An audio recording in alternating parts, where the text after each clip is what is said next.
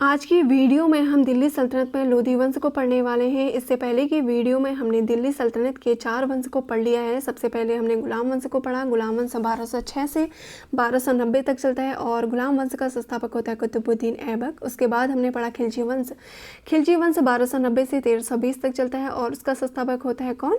जलालुद्दीन फिरोज खिलजी। उसके बाद हमने पढ़ा तुगलक वंश। तुगलक वंश 1390 से 1414 तक चलता है और तुगलक वंश का संस्थापक होता है गयासुद्दीन तुगलक। और उसके बाद हमने पढ़ा सैयद वंश। सैयद वंश 1414 से 1451 तक चलता है और सैयद वंश का संस्थापक होता है कौन? खिज़र खां। और आज हम दिल्ली सल्तनत में लास्ट वंश को पढ़ेंगे जो है लोधी वंश। लोधी वंश 1451 से 1526 तक चलता है और लोधी वंश का संस्थापक होता है कौन? बहलोल लोधी। बहलोल लोधी, ठीक है। बहलोल लोधी का शासनकाल 1451 से 1489 तक चलता है और बहलोल लोधी के द्वारा बहलोली सिक्के इसके द्वारा चलाए जाते हैं। और ये जो लोधी वंश था ये भारत का प्रथम अफगान वंश था। इससे पहले की वीडियो में जो भी हमने पढ़े वो सारे तुर्क वंश थे, यानी तुर्क शासकों ने शासन किया। और फिर जब बहलोल लोधी की मृत्यु हो जाती है तो उसका पुत्र होता है कौन? निज़ाम खां, जो सिकंदर लोधी के नाम से शासन करता है। इसके बचपन का नाम निज़ाम खां होता है, जिसका शासनकाल 1489 से 1517 तक चलता है, ठीक। और उसके बाद और जो सिकंदर लोधी है इसके द्वारा 1504 में आगरा शहर की स्थापना की जाती है और 1506 में इसके द्वारा दिल्ली से आगरा राजधानी को स्थानांतरित करता है, ठीक।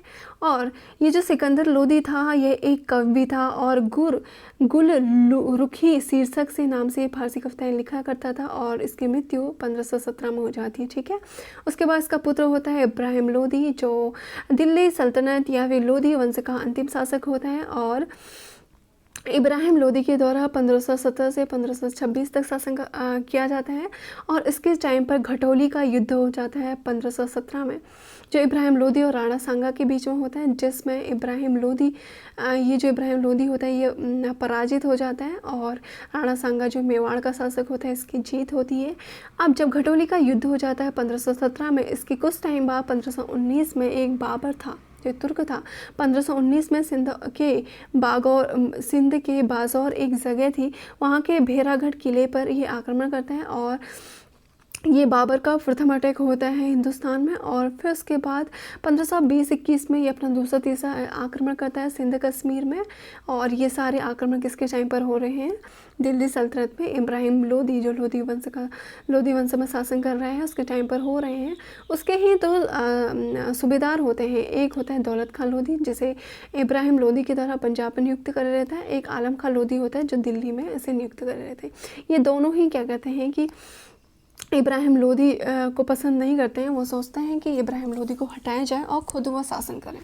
तो जिस टाइम पर ये पंजाब पर ये नियुक्त किया गया है दौलत खां लोधी और दिल्ली में आलम खां लोधी हैं, तो इस टाइम पर ही क्या हो रहा है कि बाबर आक्रमण करना स्टार्ट कर दे रहा। 1519 में बाबर का प्रथम आक्रमण हो चुका है भेरागढ़ के किले पर।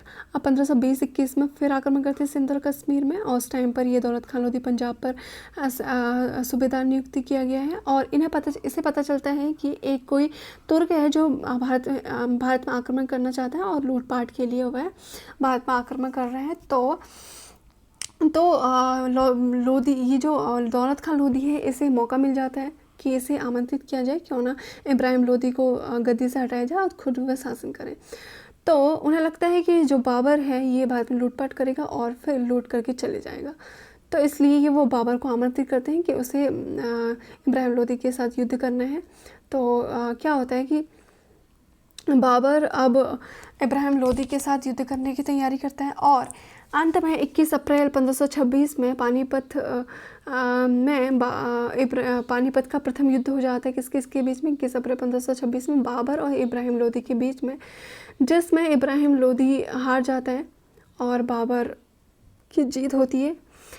फिर क्या होता है कि ये जो बाबर होता है ये वापस नहीं जाता है और फिर ये क्या कर देता है कि यहाँ पर मुग़ल वंश की स्थापना कर देता है।